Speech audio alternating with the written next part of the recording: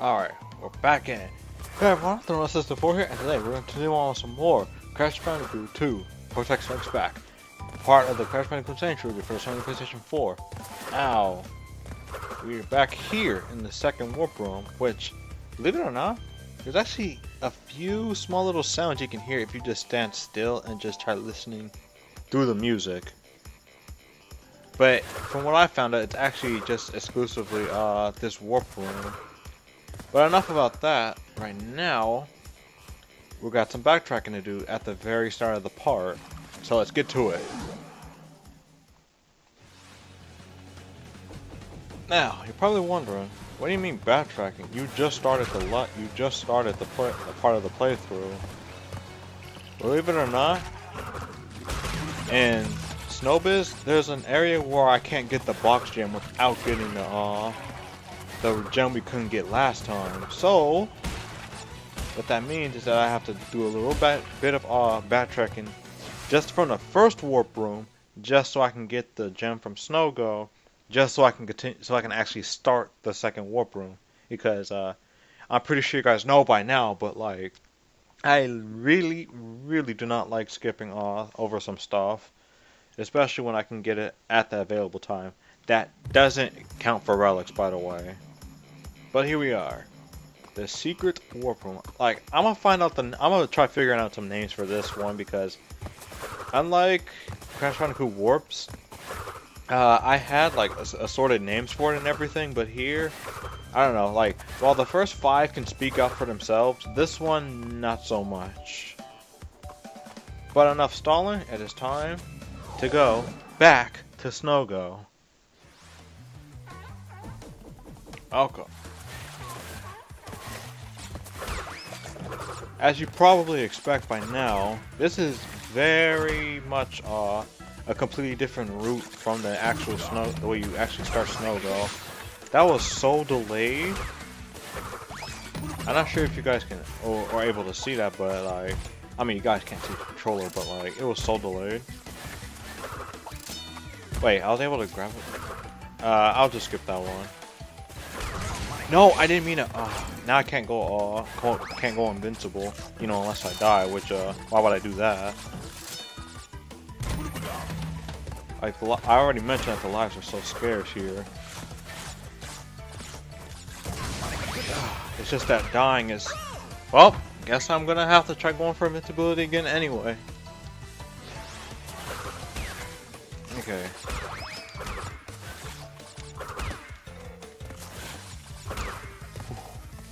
I gotta be careful because I have everything planned out from practice earlier, but knowing how volatile this game can be, that can change at any given time. But it doesn't matter, because now we actually can get the invincibility, and now it won't be too big a problem. Only problem now is having to make sure I don't slip. Alright, destroy all these at the moment. By the way, we're only going through all this just for a gem.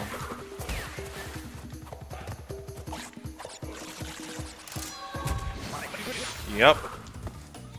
So I'll see you guys back at the warp room. Okay, now we can get started on this warp room. Starting with Snowbiz. Seems kind of weird that we have to go through all that just to get started on this properly.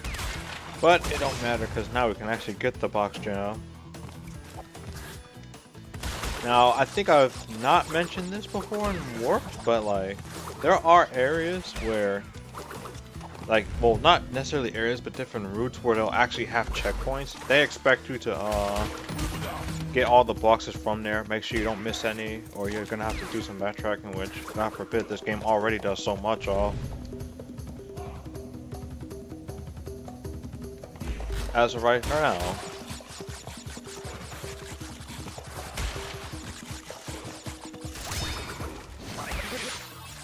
Alley-oop?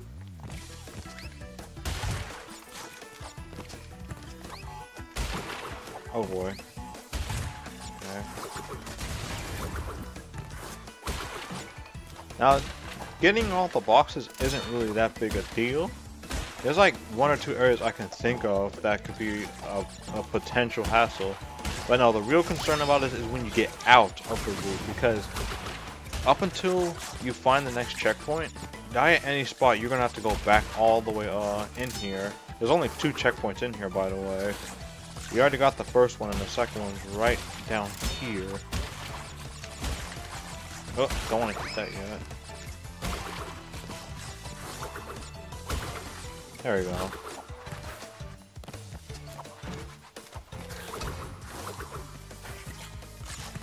Okay, that was I kind of shot that one a little early, but what can you do?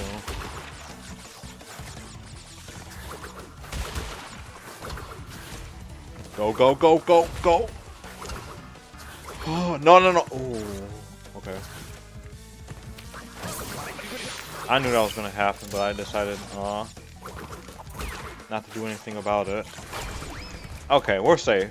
Well, actually not really, because we still need to get the checkpoint before. And because of ice physics, I can potentially just fall.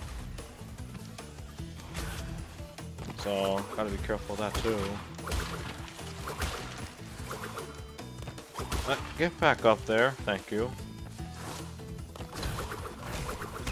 There we go, now we're safe.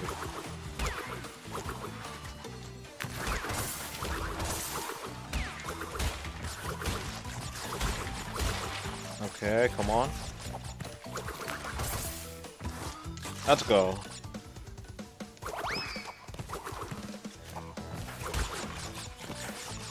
Okay.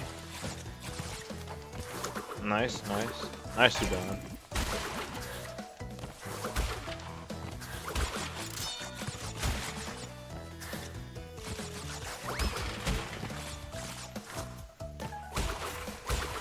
Wait, what? It didn't activate the... Alright, you know what? I'll just take it, since I didn't, die in here. Plus, it does count as a checkpoint anyway, so if by any chance I do die, it's not like it's gonna matter. Since we're, like, right here. It would have been nice to have some invincibility this whole way through, though. Oh, well.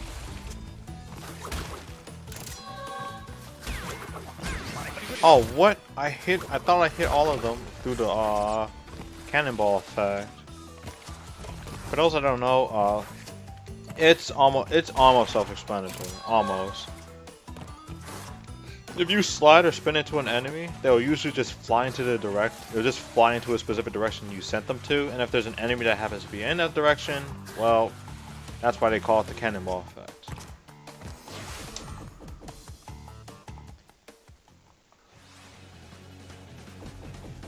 Now, believe it or not, we can't get the box gem here either. So that means we can only get the other gem we saw earlier. Or pretty much just go with the crystal. And of course, I'm not going to do that because that'd just be 3 trips. Forget that. Alright.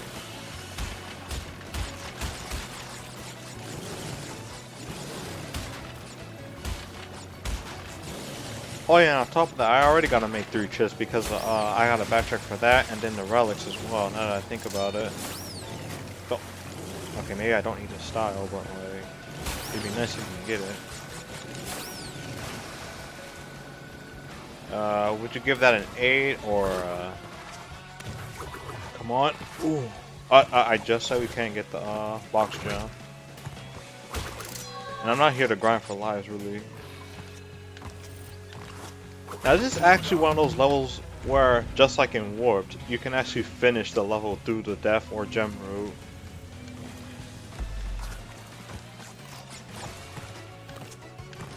Now thankfully we don't have to worry too much about it in here. Oh wait, okay. Whoo! Nice. It wasn't just barely because there is a bit of a delay in the trilogy where there's a bit of a delay when it stops shaking and then when it actually falls, where in the original, like, when it stops shaking, it's gonna immediately fall. So, I'm not sure if that's a good thing or not. I think it is, but if you don't think so, that's okay.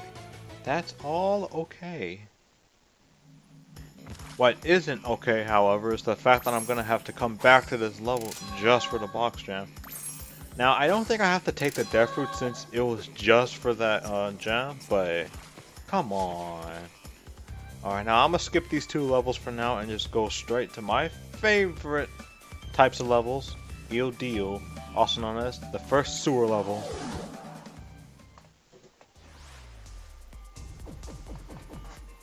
Okay, sorry about that. But now, let's start running. Even though I can't run here because, like, here for some reason, there's like a speed limit that kind of just stops you from going as fast as you could in Crash Bandicoot Warp or even the first game. Oh no! Aww. Well, at least I'm not gonna. Well, I guess I'm not going invincible here. Believe it or not, the damage is all okay because here's where we have. I guess you could technically count this as a Death Fruit, but it's the weirdest setup for a Death Fruit ever. Wait, the music is just the original now. Like, it's not even sewer Death Fruit level type music, but it don't matter because I'm gonna definitely abuse my way back with the gem. All you really need is just that one box surrounded by nitros because for some reason the nitros are selectively explosive towards certain boxes. You're gonna see something like this in actually far later into the playthrough too. I don't know why it's like that, but I didn't make the game, so I guess I can't say much.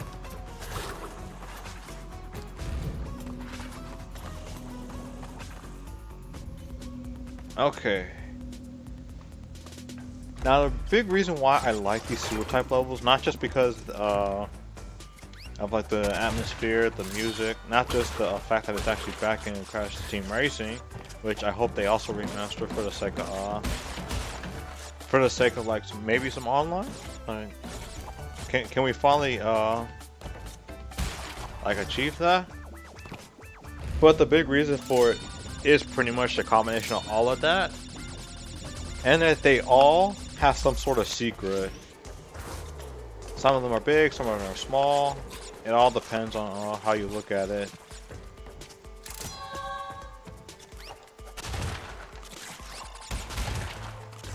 Like the one here in Il Deal, you just saw that there's a bit of a suspect looking door.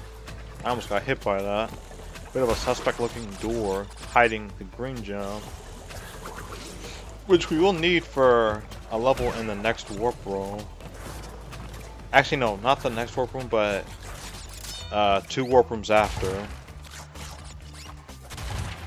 After this one, that is. Oh, and of course, like with warp, like I mentioned, I think back in warp as well, there's actually an all gem route for the very last level of the game. Can I make that? Ooh, just barely, but I don't think I'm gonna make that one. That one's too far. Yeah, and he's blocking away anyway. Yeah, I don't guess it don't matter now. I cannot wait until we actually get to the later parts of the playthrough. Like, the first 2 are a bit slow, as you'd expect, but we get to the real fun and the real backtracking in when it starts in the 3rd warp room. And I promise, there's no level bias in there either.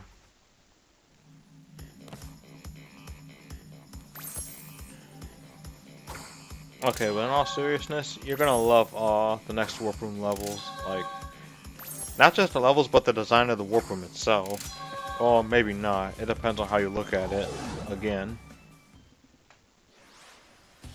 I still think it's weird that I said that lives were scarce as all heck in this game, yet I'm already up to like 49 now, within just the 2nd warp room. And believe it or not, there's a way you can get even more in this warp room too. But I'm not going to focus on that until we actually get there. One thing I do kind of find hilarious that for some reason isn't in Crash Bandicoot Warp's chase sections are like the facial expressions Crash and Coco make when it comes to getting chased by the boulders in Crash 1 and the boulders in here in Crash 2 as well. Like, just the shocked reaction just looks kind of funny when they're running, sliding, jumping, and even spinning. But warp is just the same. Even though a Triceratops, something actively trying to kill you is it's just like, oh, okay, this is something we've dealt with by now. Yeah, in case you didn't know, the mines don't kill you, but they slow you down. And if you're playing for the sake of a platinum relic, like I will be soon, they basically kill you. But just for the different reasons. Huh, we're already at 50. I think I'm only halfway around the level, considering I haven't got the bonus round yet, and I'm doing really badly. Cutting it too close. You may not know it because of the fact that you obviously can't see my controller, but like, I did kind of cut that way much closer than I should have.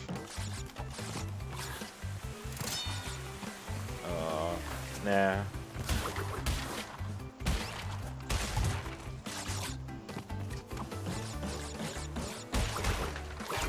Dang it! I didn't want to spin those away. Okay. But it doesn't really matter on the difficulties aspects of these chase levels because, well, for one thing, the funny faces, but the other thing is there's going to be a different type of chase section. It's still a chase section, but there's going to be a different one in the 4th warp room. Oh, and there's a little bit of a beginner's trap here. There it is. If you didn't know about that ahead of time, you are pretty much facing certain doom. Okay, here's the weird thing. All the boxes the boulder will hit, it will not hit these 4, so you have to stop and you have to get those. I think in the original they had all 4 of those be slam boxes, but they changed that here, which is which we're actually making pretty decent time here in the warp room. Now we just gotta finish the final level and then face off the boss. Huh, does it even? Huh, I guess they really don't even say the boss is here until you actually beat it. But before we get into the last level, this polar bear looks nice.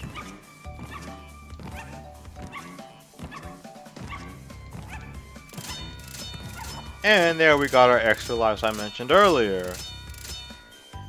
I think that's 9 or 10. Like I kind of lost count when I walked out at the warp room, the warp level. Anyway, it is time to start Barrett's. What?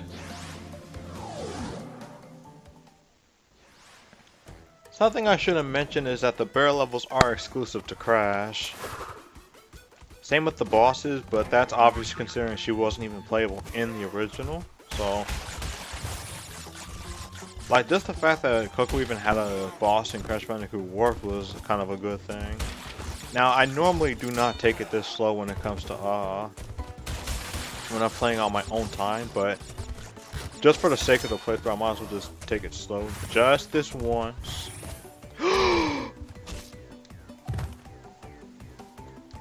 You cannot be serious with that. See what happens when I try rushing? Okay, but also that was kind of my fault. Oh no. Oh no. I choked. Like the explosion hitboxes in the polar bear section, you can't be serious. And the polar bear section is not. Oh my freaking god. This is so bad. But no, and the polar bear sections in Crash 2 for some reason have I'm not even sure, like it could be a placebo, but like smaller hitboxes when it comes to the TNT. I choked again. No. Okay. If I hit the checkpoint, I'd have to restart the whole level, and there's no way in heck. Oh no.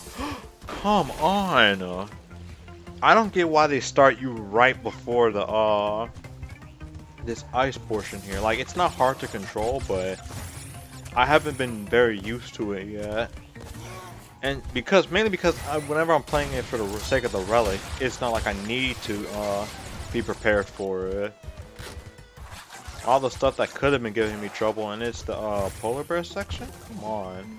Oh, but my complaining aside, if you do a dash and then jump immediately after, you get this really high jump. The devs even tell you this in the loading screen. I'm dead. And apparently, even though the polar bear didn't die for some reason, he's still going. I guess you could say that this is an excuse so you guys can see the death animations here, but like, there's already like so many freaking YouTube videos that are probably showing off like everything about the Sane Trilogy, death animations, the fake Crash appearances, which I'm not gonna bother showing those off. Like, fake Crash knows what he's doing. Okay, did I miss any boxes throughout that whole time of dying? If you get 33 boxes, you didn't miss anything. Ah, that was so bad. Very suspect. Like, y'all are expecting me to do like a platinum relic here, and I can barely even get the normal stuff out of the way. Okay, but it doesn't matter. 10 of 25 crystals. You're on your way. I'm running low on power, so communication from this point will be difficult.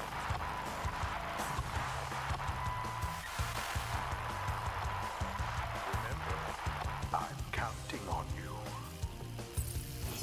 If only I could do lip reading. Oh yeah, and Crash is the only who can view the cutscenes, but you'd probably expect that by now.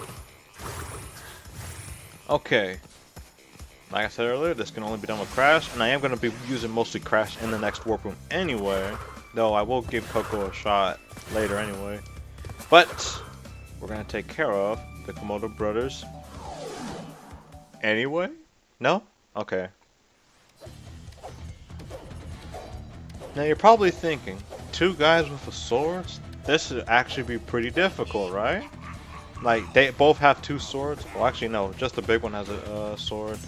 Like, this looks like it will be difficult, right?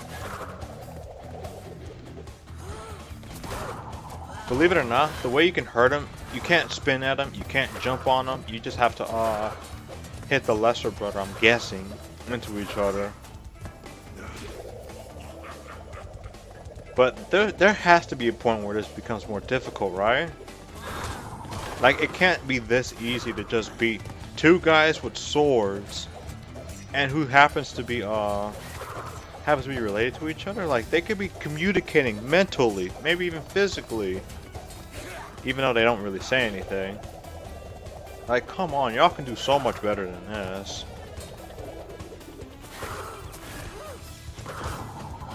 And they're trash. I'm sorry, but most of the bosses in Crash 2 are just free. I'm not saying they're trash, it's just that they're free. Look at you. Shameful. But I am honestly kind of disappointed at how easy some of the bosses are. But there's one in particular that is gonna get more on my nerves than be difficult. But I'm pretty sure some of you out there know exactly which boss I'm talking about. Anyway.